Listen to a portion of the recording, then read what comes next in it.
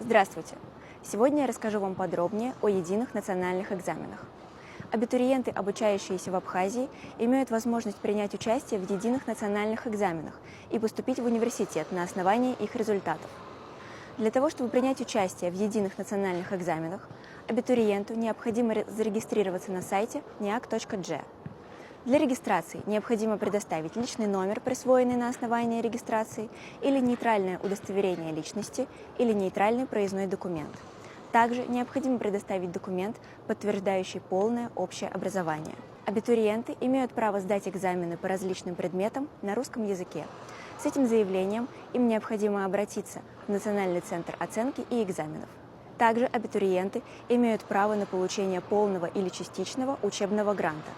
В случае, если абитуриент не получит учебный грант, он может подать заявку на получение социального гранта.